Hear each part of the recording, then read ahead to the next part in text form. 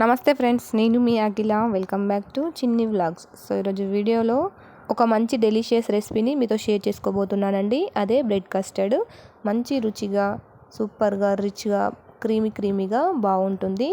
మీరు ఎలాంటి స్పెషల్ డేస్లోకైనా దీనిని చేసేసుకొని హ్యాపీగా తినేసేయచ్చు. పిల్లలకు కూడా చాలా ఇష్టంగా తింటారు. So custard powder and bread ఉందంటే సరే, ఈ రెసిపీ మనకి రెడీ అయినట్టే.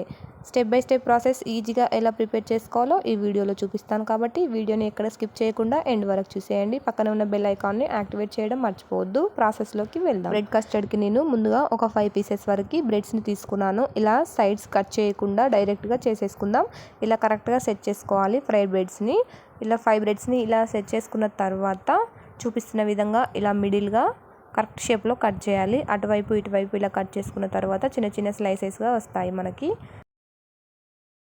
విరగకుండా జాగ్రత్తగా కట్ చేసుకోవాలి. చూడండి, ఇలా చిన్న చిన్న స్లైసెస్గా మనకి వస్తాయి. ఇప్పుడు వీటిని రెడీగా పక్కన పెట్టుకుందాం.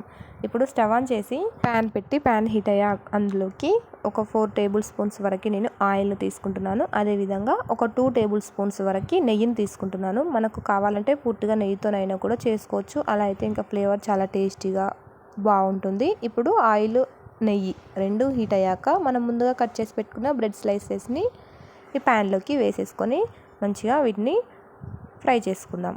ప్యాన్లోకి వీలైనన్ని బ్రెడ్ స్లైసెస్ని వేసుకొని ఫ్రై చేసుకోవాలి. చూడండి, వన్ సైడ్ ఫ్రై అయ్యి కాబట్టి రెండవ వైపుకు టర్న్ చేసుకుందాం. చూడండి, ఇలా మంచిగా ఫ్రై కావాలి. ఆయిల్ కొంచెం ఎక్కువగా హీట్ అయితే బ్రెడ్ స్లైసెస్ అనేవి తొందరగా ఫ్రై అయిపోతాయండి. ఎక్కువ టైం కూడా పట్టదు. సో నెమ్మదిగా చూసుకుంటూ జాగ్రత్తగా ఫ్రై చేసుకోవాలి, లేదంటే మాడిపోతాయి.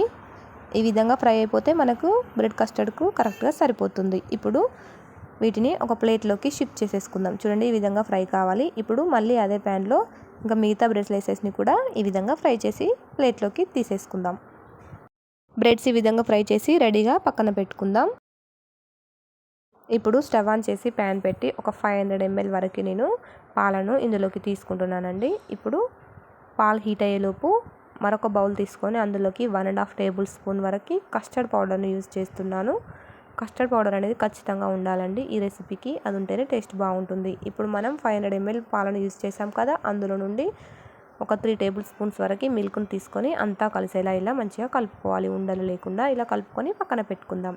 చూడండి, మనకు పాలు అనేది ఒక పొంగు వచ్చేస్తుంది కదా. నేను ఇక్కడ ఫుల్ ఫ్యాట్ మిల్క్ని తీసుకున్నానండి. లేదంటే నార్మల్ పాలతోనైనా ఆవు పాలతోనైనా ఈ రెసిపీని మనం ఈజీగా ప్రిపేర్ చేసుకోవచ్చు. ఇలా గిన్నెకి చుట్టుపక్కల ఉన్న మీగడనంతా మంచిగా లోపలికి అనుకుంటూ కలుపుతూ ఉండాలి. ఇలా ఒక 2 నిమిషాలు పాలను లో ఫ్లేమ్లో మరిగించిన తర్వాత అందులోకి స్వీట్నెస్కు సరిపడా ఒక 5 టేబుల్ స్పూన్ వరకు షుగర్ను వేసుకుంటున్నాను. మీరు మీ స్వీట్నెస్కు సరిపడా షుగర్ వేసుకుంటే సరిపోతుందండి. ఎక్కువగా కావాలంటే కూడా ఒక 10 టేబుల్ స్పూన్స్ వరకు వేసుకోవచ్చు. సో ఇలా నేను ఒక 4-5 టేబుల్ స్పూన్ షుగర్ వేసుకొని అంతా కలిసేలా ఒకసారి మిక్స్ చేసుకుంటున్నాను. ఇక్కడ మనం ముందుగా ప్రిపేర్ చేసి పెట్టుకున్న కస్టర్డ్ మిల్క్ ఉన్నాయి కదా, వాటిని కూడా ఒకసారి మంచిగా అడుగు వరకు మంచిగా కలుపుకోవాలి, లేదంటే ఉండలు కట్టిస్తుంది. ఇలా కలుపుకున్న తర్వాత మరుగుతున్న పాలలో ఈ కస్టర్డ్ పాలను యాడ్ చేసేసుకోవాలి. చూడండి, ఇలా యాడ్ చేసుకున్న తర్వాత ఉండలు కట్టకుండా అంతా కలిసేలా ఒకసారి మంచిగా కలుపుకోవాలి. ఇలా ఒక 2 నిమిషాల వరకు కలుపుతూనే ఉండాలి, లేదంటే కస్టర్డ్ అనేది పూర్తిగా గడ్డ కట్టేస్తుంది. ఇక్కడ మీరు అబ్జర్వ్ చేయొచ్చు, కస్టర్డ్ పాలు పోసిన తర్వాత పాలు అనేది పూర్తిగా చిక్కబడిపోయాయి కదా. ఇక్కడ నేను కొన్ని డ్రై ఫ్రూట్స్ని సన్నగా కట్ చేసి పెట్టుకున్నాను. వాటిని ఇందులోకి వేసుకోవాలి. ఒక 5 బాదం, ఒక 3 జీడిపప్పులను ఈ విధంగా సన్నగా కట్ చేసి పెట్టుకున్నాను. వాటిని ఇందులోకి వేసుకొని మంచిగా అంతా కలిసేలా ఒకసారి కలుపుకొని ఒక 3-4 నిమిషాల వరకు స్టవ్ను లో ఫ్లేమ్లోనే ఉంచి ఇలా మరిగించుకోవాలి. కలపడం మాత్రం ఆపొద్దండి, ఇలా కలుపుతూనే ఉండాలి, లేదంటే అడుగుకి ఉండలు కట్టేస్తుంది. అలా అయితే కస్టర్డ్ అనేది మనకు పర్ఫెక్ట్గా రాదు. సో ఇలా కలుపుతూనే ఉండి ఒక 3 నిమిషాల తర్వాత స్టవ్ ఆఫ్ చేసేసుకుందాం. ఆఫ్ చేసుకున్న తర్వాత ఇలా కలుపుతూ పూర్తిగా కస్టర్డ్ని మంచిగా చల్లారనివ్వాలి, లేదంటే పైన అట్టులాగా పేరుకుపోతుంది. అలా అయితే కస్టర్డ్ అనేది అంత పర్ఫెక్ట్గా ఉండదు. కాబట్టి ఇలా కలుపుతూ పూర్తిగా చల్లారనివ్వాలి.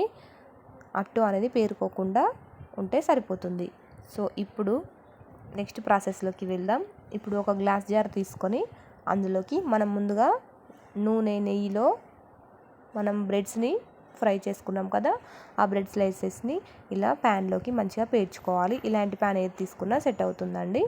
ఇలా మంచిగా పేర్చుకున్న తర్వాత ఇందులోకి మనం ముందుగా ప్రిపేర్ చేసి చల్లార్చిన కస్టర్డ్ ఉంది కదా, ఆ కస్టర్డ్ మిల్క్ను ఈ బ్రెడ్స్ పైన ఇలా పరుచుకోవాలి. చూడండి, ఇలా ఫస్ట్ లేయర్ రెడీ అయిన తర్వాత నెక్స్ట్ లేయర్ కూడా మళ్ళీ బ్రెడ్ స్లైసెస్ని ఇలా పరుచుకొని మళ్ళీ కస్టర్డ్ మిల్క్ను యాడ్ చేసేసుకుందాం. ఈ కస్టర్డ్ అనేది పూర్తిగా బ్రెడ్ లోపలికి వెళ్ళి టేస్ట్ అనేది సూపర్గా ఉంటుందండి. ఇలా బ్రెడ్స్ని ఇలా కరెక్ట్గా సెట్ చేసుకుంటూ కస్టర్డ్ మిల్క్ను ఇలా అప్లై చేసుకోవాలి. చూడండి, ఫైనల్గా ఈ విధంగా నేను సెట్ చేసేసుకున్నాను. ఇప్పుడు వీటిపైన మనం కట్ చేసి పెట్టుకున్న డ్రై ఫ్రూట్స్ పీసెస్ని వేసుకుంటున్నాను. మీ దగ్గర ఉన్న పిస్తా అయినా ఏదైనా వేసుకోవచ్చు. ఇలా డ్రై ఫ్రూట్స్ పరుచుకున్న తర్వాత చూడండి, సూపర్గా ఉంది కదా లుకింగ్ వైజ్గా చూస్తే. ఇలా బాదం పప్పు, జీడిపప్పులతో మనం ఈ బ్రెడ్ కస్టర్డ్ని గార్నిష్ చేసుకున్నామంటే బ్రెడ్ కస్టర్డ్ అనేది పూర్తిగా రెడీ అయినట్టే.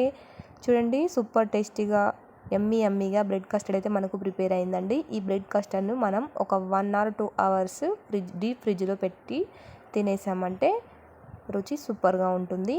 స్పెషల్ డేస్లోకి అయితే మంచి టేస్టీగా స్పెషల్గా ఉంటుందండి. క్రీమీగా చూస్తూనే నోరు ఊరుతుంది కదా. పిల్లలు కూడా చాలా ఇష్టంగా లాగించేస్తారు. ఇక్కడ నేను 2 hours ఫ్రిడ్జ్లో పెట్టిన తర్వాత చూపిస్తున్నానండి. చూడండి, చూస్తూనే నోరు ఊరుతుంది కదా. మనకు బ్రెడ్ కస్టర్డ్ అనేది పూర్తిగా రెడీ అయింది. మీరు కూడా ఒకసారి తప్పకుండా ట్రై చేసి మీ ఫీడ్బ్యాక్ని నాకు కామెంట్లో చెప్పండి. ఈ వీడియో కనుక నచ్చినట్లయితే లైక్ చేయండి, షేర్ చేయండి. మరిన్ని మంచి రెసిపీస్ కోసం చిన్ని వ్లాగ్స్ ఛానల్ని సబ్స్క్రైబ్ చేయడం మర్చిపోవద్దు. పక్కనే ఉన్న బెల్ ఐకాన్ని యాక్టివేట్ చేసుకోండి. Thank you for watching our video.